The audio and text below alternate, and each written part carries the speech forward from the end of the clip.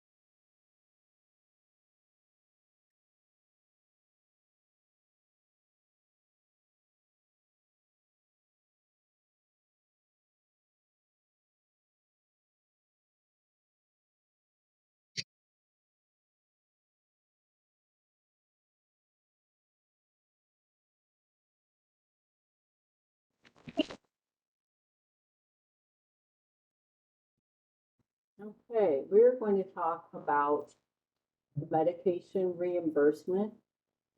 BSDC does receive Title 19 money. And Title 19 is a set of federal regulations in which ICFs must meet in order to be certified by CMS, which is the Center for Medicare and Medicaid Services, and to receive funds identified in the conditions of participation. For Medicaid, there is a governing body for management, where we have client protections, which protects clients' rights, finances, communication with parents, guardians, and support from staff. Facility staffing, at BSDC, we have 2 BDPs, which are qualified developmental disability professionals, and they must have adequate training. Active treatment services, we have those at BSDC, which we are required to as well. It's an organized schedule of developmental programs which are individualized to the person. Number 5 is client behavior, which is individualized and appropriate methods we use of supporting behavior. 6 is healthcare services. Individuals have access to doctors, nurses, dentists, and their healthcare needs are met. Funds go into healthcare for these services. Physical environment, We must meet the standards for living conditions, safe living conditions, dietetic services. We have dietitians that work at BSDC, and money pays for food and specific needs for nutrition. We have active treatment, which is required for individuals to receive active treatment so that we receive our Medicaid reimbursement. Each individual's needs and strengths have been accurately assessed, and relevant input has been obtained from team members. Each individual's IPP is based on assessed needs and strengths and addresses major life areas essential to increasing independence and ensuring rights. New skills and appropriate behaviors are encouraged and reinforced. Each individual has adaptive equipment and assistive technology for them to function with increased independence. Individuals' routines and environments are organized to facilitate acquisition of skills, appropriate behavior, and greater independence of choice. The fundamental tags for our Medicaid reimbursement are W196, aggressive implementation of a systematic program of formal and informal techniques, competent interactions conducted in all applicable settings and conducted by all personnel involved with the resident. Training in personal skills essential for privacy and independence, including but not limited to toilet training, personal hygiene, self-feeding, bathing, dressing, grooming, and communication of basic needs. So we're providing active treatment to individuals that we work with at BSDC. Does this mean that we're actively working with and interacting with every individual every minute of every day? No, it does not. Active treatment is simply the way we support individuals to have meaningful days and should be done anytime and anywhere. Active treatment is different for each person and should be based on what is important to and for the individual, as well as for their hopes and dreams and aspirations. Continuous for the regulation does not mean all the time, but instead means across settings and ongoing. And again, the activity must be meaningful to the person. Over BSDC's 7 quality active treatment concepts. The first one is formal treatment. Formal treatment includes programs for improving an individual's skill in specific areas. Possible formal program topics include, these are some examples, identifying the use of a medication, being able to identify a quarter when shown multiple coins, feeding oneself with verbal prompting, following the steps for independent bathing, and all formal treatment is identified by the person's team, their IDT. The next of the 7 quality active treatment concepts is active engagement. Active engagement includes anything the individual does to actively participate or interact with their learning. This contrasts with passively listening to a lecture or video or watching a person model or do instruction. Examples can include, instead of telling an individual how to heat up their lunch, engaging them in reading the instructions and pushing the buttons themselves. When you're working with an individual to complete a trash route, encourage them to complete all the steps they can. When you're talking with an individual on the home of meal planning, instead of deciding for them, let them decide or choose some of the parts of the meal planning, or maybe have them decide on items they would like to buy for meals and such. The next of the 7 The 7 quality after treatment concepts is choices. We should allow individuals to make choices for themselves whenever possible. An example could be when you're helping supporting a person to get dressed in the morning. You could give them a choice of 2 shirts. Do you want to wear this blue shirt or this red one? Asking the person where they want to live rather than deciding for them. Asking a person what type of work they find satisfying. Decision can range from simple questions to complex questions. The next is teachable moments. Teachable moments take advantage of the natural opportunities to explain or teach what is going on around them. An example would be pointing out that it's raining outside and then prompting the individual on what that means for their day and what they might need to do differently. Maybe they need to dress differently than they were planning. They might need a raincoat or a rain hat. So that's a very teachable moment. Or an umbrella. Another example is you would use a word that the individual doesn't know, and you can tell they don't know what the word means, or they ask you and you just switch to another similar word. You can explain what the word means. That would be a very teachable moment. Another example, you're at a vending machine with an individual and they ask you if they have enough money for a particular treat.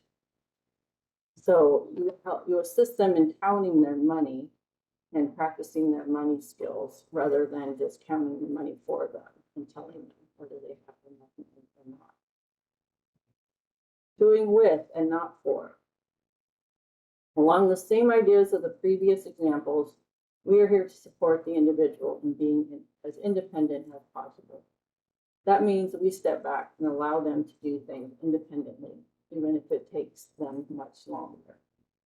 And some examples, one would be allowing the individual to dress themselves, even if it takes longer and you are in a hurry.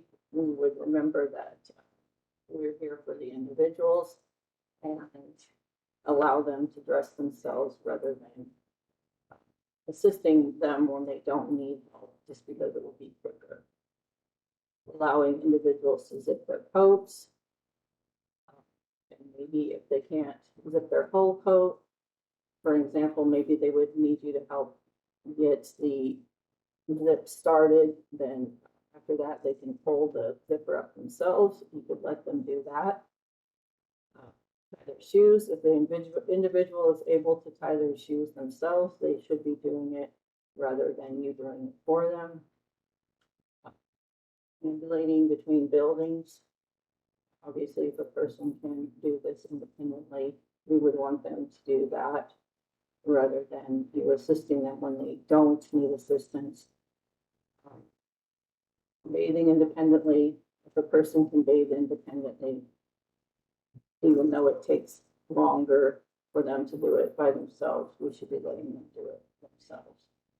Or at least let them do whatever part of the bathing or whatever activity you're doing. Let them do as much as they can do by themselves, even if it would be faster or more efficient for you to do it for them. Interactional content. Interactional content is any type of material that conveys its message by encouraging user participation. Examples may include having an individual practice money counting by using actual coins instead of pictures of coins on a worksheet. Asking an individual to pour their own beverage for dinner, or encouraging an individual to go outside and throw around a football instead of just watching football or watching clips of football on TV or YouTube. Dignity and respect. Treating others like you want to be treated or how you'd want your loved ones to be treated in the same situation. That is what dignity and respect is. Just think of how you would want to be treated, or if you had a loved one living here, how you'd want them to be treated and treat others in that Choice. Choice equals empowerment, which equals control. The more choice we have in our lives, the more enjoyable our lives can be. Research has shown that people are more likely to take part in activities they choose or enjoy rather than activities that they do not enjoy or that have been chosen for them. It's pretty much common sense there. When people are doing things that they have chosen, they're less likely to have challenging or interfering behaviors. Choice thus equals control, which equals higher quality of life. And choices should be offered as often as possible.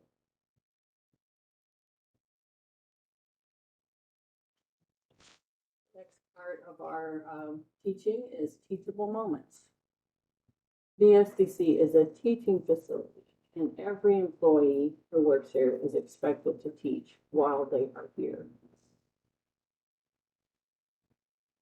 Most of you will be involved in supporting recreational and leisure types of activities.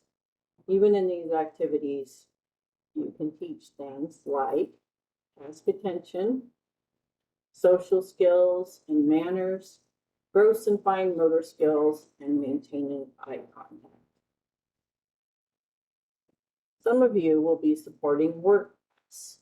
These activities will be teaching specific job skills to the individual served, but many of the same skills involved in rec and leisure activities are also applicable during these activities. Again, if you're teaching work skills, we will also be teaching attention to task, social skills and manners, gross and fine motor skills, and maintaining eye contact. Even personal hygiene, meal times, and housekeeping activities can be used to teach. Support each individual at the level they need, no more and no less. We need to let them do the amount they can do. If there's things that they need assistance with, you would assist them. But if they do not need assistance, do not assist them. They might need some support in certain tasks, and they need no support, and different levels in between, from full support to no support. So again, support them at the level they need, no more and no less. Never ever do the task completely for them. Do with and not for. Teach activities and not skills. We have a little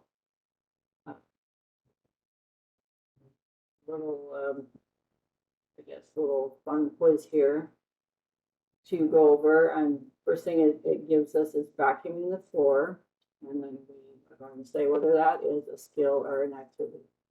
If you're vacuuming the floor, I would say that's an activity. Ambulation, that would be a skill. Pincer grasp, it's not an activity, so it's definitely a skill.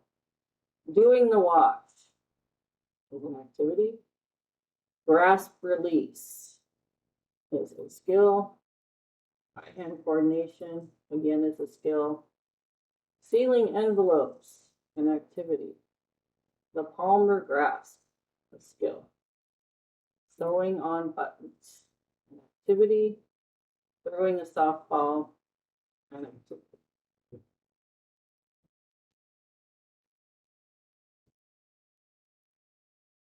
And we're going to talk about the prompting continuum and how we teach. We start with the lowest assistance, which is environmental, and we go to the most assistance, which is full physical assistance. So again, we're starting with the least amount of support, which is called environmental. And this is just basically being present in the same environment as the individual. The individual performs the task unassisted. Vocal directives. When giving verbal cues, avoid repeating the same request more than once. Use a generic statement first, and each request after should include more instruction and be more specific to the task. Gestural support. That can be pointing with the fingers or gesturing with your hand at the task that needs to be completed. Let's move on to moderate support. Modeling is considered moderate support, and that is completing the task so the individual can watch you and imitate what you just did. Shadowing is tracing the movement of the individual's hand with your hand about an inch away with no contact. So you'll be showing them moving your hand, but not touching their hand, and they can shadow you and do what you do and learn that way. Tactile is light touch to the shoulder, elbow, or wrist or hand to encourage the correct response. The most support is full physical assistance, which is hand over hand assistance to initiate or complete a response.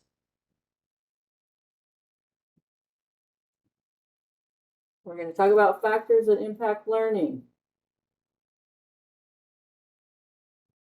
Just remember that to care is to do for, and that's sympathy. To do with is to care about, and that's empathy. Like we talked about before a little bit, individualized, nothing is one size fits all. You need to work with the person and help them according to their needs, let them do what they can, give them the amount of cues in the order of least to most that fits them. Adjust your pace according to the person. We're working towards functional outcomes and supported routines. Have fun. If you're having fun, the individuals will have more fun, and it's just better for everyone. Reinforce. Be specific about what you're reinforcing. If the person has learned to say, it could be anything, take the trash out by themselves and complete all the steps in doing that by themselves. Reinforce that if they've completed the steps that they are able to for them personally, reinforce that and let people know what you are reinforcing them. Say, good job for doing this specific thing rather than just saying good job. Because that's definitely better when people know what you are reinforcing for. Practice across all settings, whether you're at home or at work or out in the community, you can practice many of the same types of skills, maybe being patient, waiting your turn, practicing social skills, seeing attention to task. You can practice one skill in all settings. So please remember to practice across all settings. Again, nothing about me without me. Never do anything by yourself except go to the bathroom. We have a little quiz here. What would be an example of a prompt? More than one right answer. So the first one is verbal. Would that be an example of a prompt? Yes, it would. Modeling. Would that be an example of a prompt? Yes, it would. Telekinesis? No, it would not be. Gestural? Definitely an example of a prompt. Physical assistance? Definitely an example of a prompt. That one correct. Who is expected to provide active treatment and when? First shift, only after work.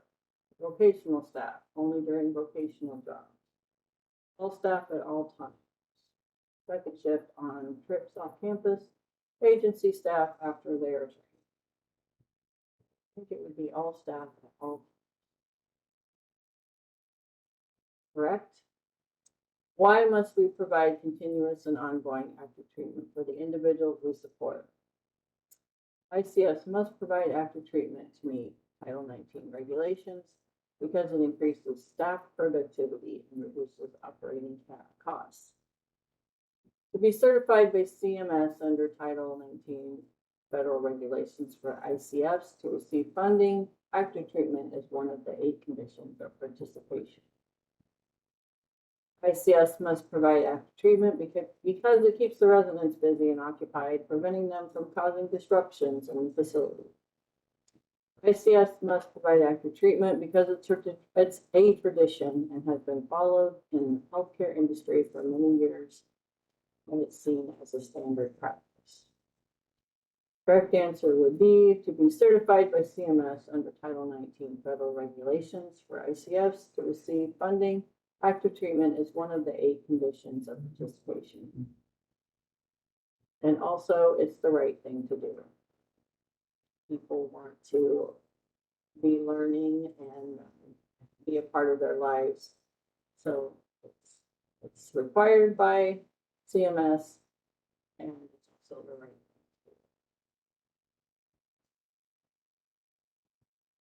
thing to do. And that is it for this training. And I want to thank you all, or I guess, thank you, who's ever listening to this, for being with me. Again, my name is Lisa Schultes, and if you have any questions, you can look me up. I will assist you. So thank you, and have a good rest of your day.